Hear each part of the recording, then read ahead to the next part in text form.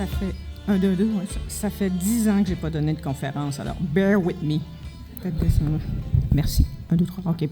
Donc, ma conférence devrait peut-être plus s'intituler « Les troupes auxiliaires allemandes au Canada 1776-1783 » parce qu'il s'agit bien de troupes auxiliaires militaires. C'était des militaires.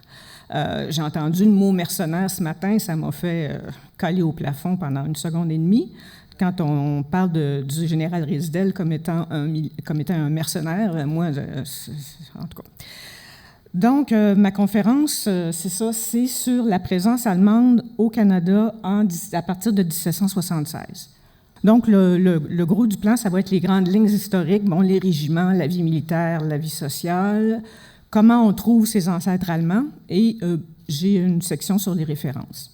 Donc, là, on va parler un peu des grandes lignes. Donc, il y a la guerre de 7 ans, le traité de Paris, le fameux Boston Tea Party, les rebelles américains qui assiègent Québec. Il y a la bataille des Trois-Rivières, dont on parle très peu, mais c'est quand même une bataille assez importante parce que c'est à ce moment-là que le gouvernement britannique va se rendre compte que la situation est... En tout cas, le feu est à la cabane.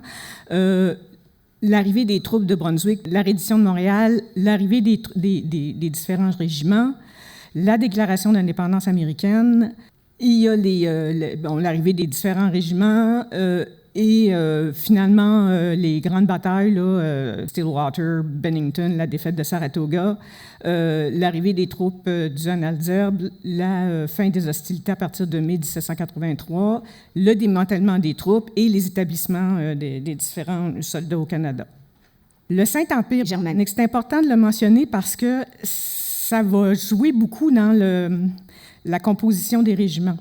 Donc, au 17e siècle, au moment où Georges III est roi d'Angleterre, parce que Georges III aussi est important, on s'aperçoit que l'Allemagne, ce qu'on appelle le Saint-Empire germanique, c'est une courte pointe d'électorats, de duchés, d'évêchés, et ça s'étend à peu près du Rhin, à l'est, jusqu'à la Russie, une grosse partie de la Pologne, ce qui s'appelle maintenant la Bohème, qui s'est appelée la Tchécoslovaquie, les Balkans, jusqu'à l'Autriche, jusqu'à la Suisse, même le nord de l'Italie, ça fait comme tout partie du Saint-Empire germanique.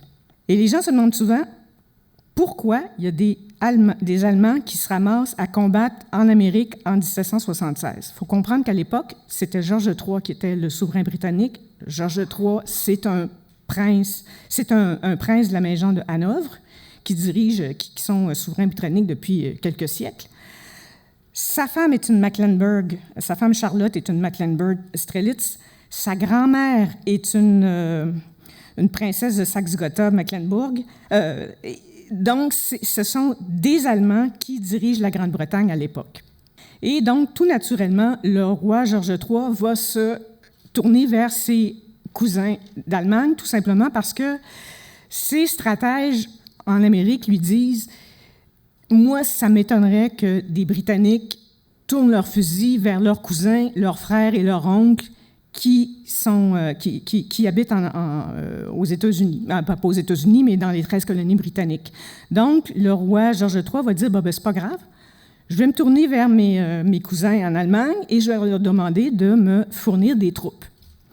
Et s'ils refusent, je vais leur dire, écoutez, je vais vous compenser financièrement pour le nombre de soldats que vous allez m'envoyer. » Alors, il envoie son émissaire, Fawcett, pour négocier d'abord avec les souverains du duché de Brunswick, qui acceptent.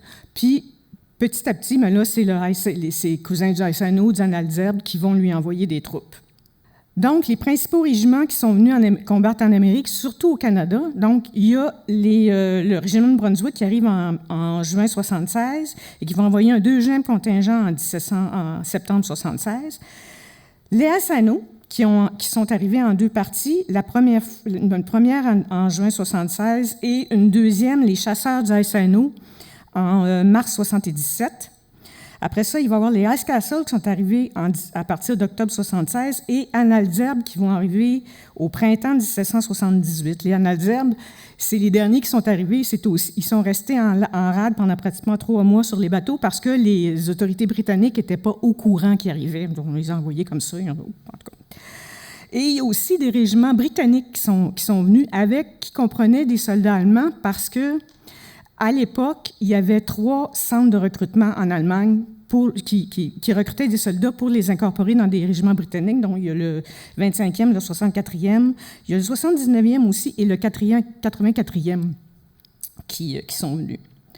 Donc, on voit l'arrivée des régiments de Brunswick. Les Brunswickers sont arrivés et on se demande souvent est-ce qu'il y a eu est-ce qu'ils ont participé à des combats du côté canadien de la frontière. Il n'y a pas eu de combat comme tel du côté canadien de la frontière. Il y a eu des escarmouches, mais les soldats allemands sont arrivés justement pour justement repousser les rebelles américains et pour sécuriser les frontières.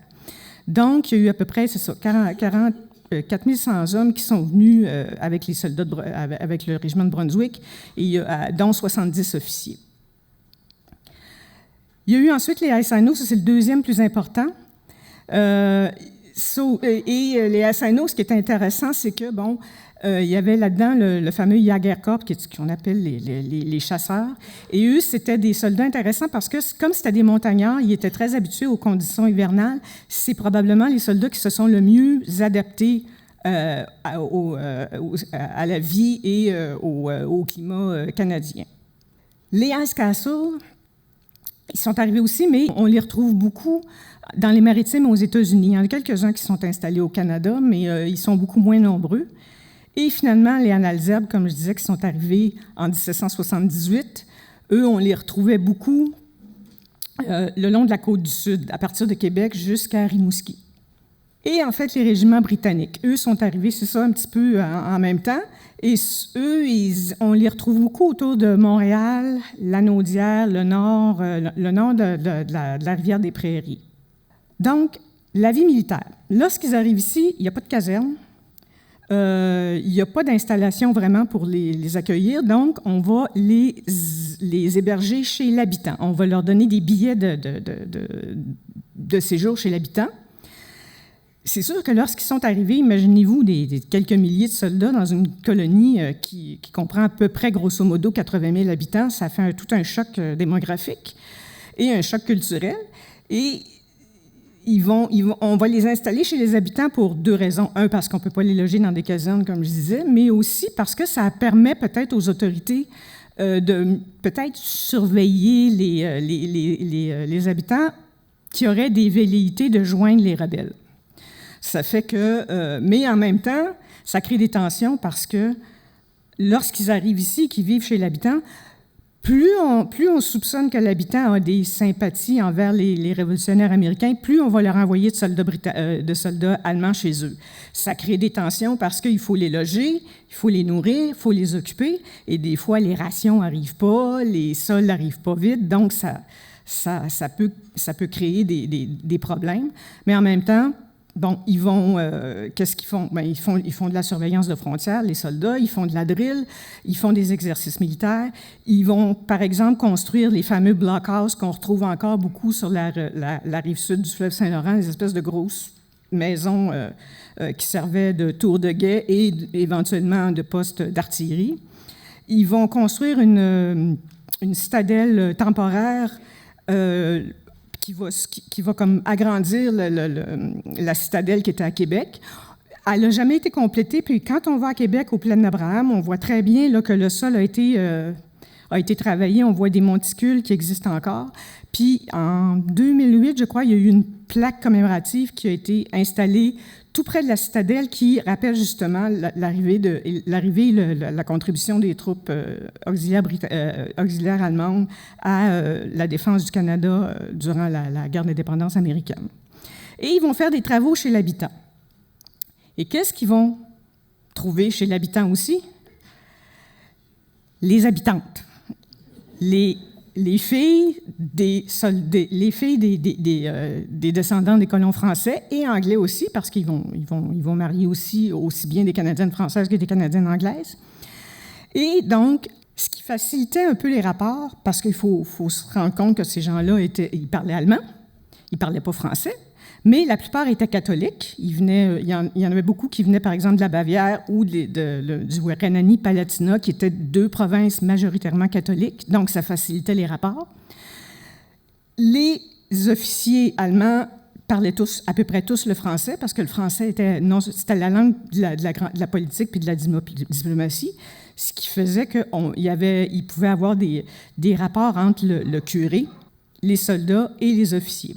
Et la plupart aussi avaient des métiers qui facilitaient l'adaptation à la vie familiale et puis à la vie sociale canadienne à l'époque. Donc, ça va inévitablement amener des mariages lorsque les soldats vont commencer à être démobilisés à partir du printemps 83. Vous allez me dire comment ça se fait, moi, que je me suis intéressée à ça. Je me suis intéressée à ça parce qu'on fait de la généalogie et à un moment donné, en montant mes deux lignées, j'ai découvert que j'avais un Allemand du côté de mon père, qui s'appelle Michael Mainoney, et du côté de ma mère, j'en ai un qui s'appelle George Teilheimer. J'étais vraiment étonnée. Moi, je descends, pour vous dire, ma grand-mère est franco-américaine, ma grand-mère paternelle, Béatrice, est franco-américaine, et je descends en ligne directe d'un captif anglo-américain. Fait que, puis là, tout à coup, je me ramasse avec deux Allemands dans mes lignées, j'en revenais pas. Donc, j'ai commencé à faire des recherches et j'ai trouvé d'abord la fameuse pétition Wendel qu'on voit à droite, qui est une demande de terre pour les soldats allemands qui se sont installés au Canada. La pétition date de 1799 à peu près, où on faisait une demande. Là, c'est Wendel, qui est un ancien militaire des troupes auxiliaires allemandes, qui s'est promené, qui a envoyé des émissaires un peu partout dans le Haut et surtout dans le Bas-Canada pour trouver des soldats qui désiraient vraiment s'établir ici. Alors, ils leur ont fait signer une espèce de pétition pour avoir des terres. Il y a aussi des relevés de troupes qu'on peut trouver à la Bibliothèque et Archives Canada qui ont été numérisés, mais qui malheureusement ne sont pas encore disponibles en ligne, donc il faut faire venir les microfilms, mais c'est intéressant parce que c'est comme ça qu'on découvre dans quel régiment nos ancêtres sont arrivés. Donc, on voit ici des exemples de relevés de troupes. Donc, le 79e régiment, des relevés de prisonniers aussi. Ça, c'est tout disponible aux Archives nationales. Là, je vais vous parler un peu de mon ancêtre, Michael Mainoney, parce que c'est le premier que j'ai découvert. Donc, moi, je monte ma lignée paternelle et je découvre à travers mon arrière-arrière-grand-mère Mathilde Fréchette que sa mère s'appelle Charlotte Mainoney. Là, je fais, mon Dieu, c'est quoi ça? C'est un drôle de nom, je n'ai jamais vu ça. Et là, je découvre le mariage et je découvre que mon ancêtre est originaire de Hochstadt, dans le Palatinat. Et je fais, hein? Qu'est-ce que c'est ça? Et là, je découvre le livre de Madame Virginia Elsie de Mars, qui a répertorié tout ce qu'elle a pu trouver, justement, à partir de la pétition Wendel des régiments de Brunswick, du Hassano et du Hesse-Kassel. Et je découvre la vie, finalement, de mon ancêtre qui a marié une personne qui s'appelle Charlotte Vivet-Laguérite, qui était la fille d'un soldat de la guerre de 7 ans. Il l'a épousée et une partie de sa descendance, maintenant, on la retrouve dans le Pontiac sous le nom de Maloney. Et une partie de sa descendance aussi, par les filles, s'est dispersée un peu partout. Et là, George Teilheimer, lui, s'est installé dans la Beauce. Et ça, c'est l'acte de mariage avec son épouse Beauceronne. Il y a des particularités, et moi, je voudrais m'intéresser, parce que souvent les noms ont été déformés, parce que vous imaginez un prêtre catholique français qui rencontre un gars qui parle anglais et qui ne comprend pas sa langue. Donc ici, on a l'exemple d'un certain Johann Annie Seller qui épouse une Chalon à Mascouche. Et dans son acte, par exemple, ce qu'on découvre, c'est que, bon, ils reconnaissent un enfant qui s'appelle « On ne sait pas ». Et on dit à la fin de l'acte qu'il s'est signé, mais il n'y a pas de signature. Sauf que ça, c'est le registre civil. Et dans le registre catholique de la paroisse, parce qu'au Québec, on est chanceux, on a des doubles registres, donc une copie qui reste à la paroisse et une copie qui reste à l'Église, qui s'en va au greffe du palais de justice, et on découvre dans le registre catholique qui s'appelle Johann Gottlieb Schuler. Et on a une belle signature du bonhomme. Lui, c'est intéressant parce qu'il est allé s'installer dans la région du Niagara. C'est devenu un des premiers viticulteurs de la région du Niagara. Puis la région du Niagara, c'est comme le berceau de la viticulture au Canada, puis c'est des Allemands qui l'ont fait. Il y a aussi, il y a ici l'enfant de Philippe Allemand qui est baptisé à Lanoraie, mais puis dans l'acte, on dit juste que c'est un Allemand qui vit dans le bois de Lanoraie, et finalement, il signe sur on s'aperçoit de la signature que c'est Philippe Pfeiffer. Et Philippe Pfeiffer est venu avec le 53e régiment. Il y a aussi un Allemand qui se marie sous le nom de Jean Juge. Et quand on fouille, on s'aperçoit qu'il s'agit de Johann Julius Richter Bergstrater. Richter, ça veut dire juge en allemand. Donc, il y a beaucoup de patronymes qui ont été francisés. Ou ici, le cas de, puis là, c'est des madames, dont le cas de Johann Christoph, on ne sait pas trop quoi, qui était un soldat du régiment blanc de la Compagnie du Prince, qui est en fait le régiment d'Anhalzerbe. On a simplement dit que, c'est comme les soldats d'Anhalzerbe étaient habillés en blanc, donc c'est comme ça qu'on l'a identifié. Ou alors, tu as des surprises comme un monsieur qui m'a envoyé l'acte de sépulture de Marie Riverain, qui a épousé le capitaine d'Anhalzerbe, Auguste Nepenau, et elle est partie avec son mari et elle est décédée en 1792 au Luxembourg. C'est quelqu'un qui m'a envoyé son acte de décès, plutôt.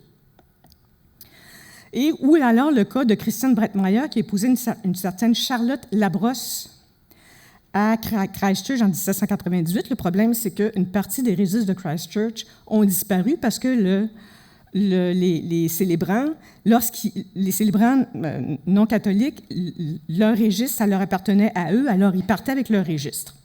Et finalement, on découvre qu'en fait, il s'agit de Christine Brettmeyer qui a épousé une Charlotte Duclos, qui était veuve d'un Bertrand Desbrosses. Donc, on l'a mariée sous le nom de son premier mari.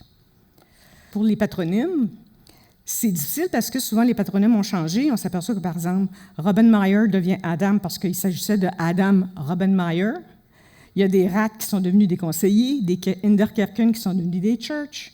Si ton ancêtre s'appelait, mettons, Christian Bauer, bien, tu deviens un chrétien. Il y a des Bayer qui sont devenus des paillés. Il y a des Pip di Simoneau qui étaient des Beubes au départ. Et mon préféré, Anton Genthaler, qui est devenu Quintal. On pense que c'est un Français. Non, c'est un Allemand. Ou même un Schneider, c'est ça que j'ai découvert sous le nom de tailleur. Donc, on francisait beaucoup les noms des soldats. Et là, bien, ce sont des exemples parce que moi, j'ai commencé avec un chercheur qui s'appelait M. John Helmut Merz et qui me disait toujours « How does he sign? » Parce que des fois, on disait « Je n'arrive pas à identifier tel figure. » Il me disait « Comment il signe? » Fait que là, je me suis dit « Ah oui! » Alors là, je me suis mis à collectionner des signatures de soldats. Et ça, c'est toutes des signatures. Il y a celle du... pas Rochenplatte, mais en tout cas, il y a des signatures qui sont très intéressantes, comme Johann Loffer, par exemple, que j'aime beaucoup, M. Filzhofer, qui est là. Mon Johann Gottlieb Schuler, qui est là aussi, Schurber plutôt. Ma source la plus intéressante, ce sont les pétitions de demande de terre. À partir de 1790, les soldats vont commencer à faire des demandes de terre au Canada. Et souvent, c'est là-dedans qu'on va découvrir. Ils vont dire, mettons, j'ai combattu avec le général Burgoyne, je suis arrivé avec les troupes allemandes, et c'est vraiment comme ça. Et ça, les demandes de terre, ils ont été numérisées. Il y a une base de données, Bibliothèque et Archives nationales du Canada, où on peut faire des recherches patronymiques. Donc, vous avez les principales sources pour les retrouver. Le livre de Mme de Mars, ces deux livres sur les Anhalzerbe et les troupes auxiliaires allemandes au Bas-Canada, celui de le gris, là, il est introuvable. Moi, j'en ai un exemplaire à la maison, je le garde précieusement avec moi. Je l'ai traduit et augmenté dans une publication qui n'est plus disponible malheureusement, mais qui est disponible dans des centres d'archives au Québec. Il y a le livre de M. Wilhelmy qui est très intéressant, qui est plus un livre sur l'histoire de l'arrivée de ces troupes-là. Il y a le dictionnaire des souches germaniques allemandes au Canada, au Québec, c'est très intéressant. Et il y a le livre de M. Claude Kretger sur les chasseurs. Et il y a les livres de M. Mertz. Et il y a des sites Internet que vous pouvez aller chercher, dont le fameux Etrina, là, qui pour toutes les troupes du SNO, qui est enfin disponible en ligne, où on peut faire des recherches patronymiques. C'est génial, je l'ai découvert la semaine dernière. Et il y a les Carleton Papers aussi, qui est les Haldeman. Si vous avez des questions ou si vous voulez, je peux vous envoyer le PDF des principales sources où vous pouvez aller chercher ces soldats-là.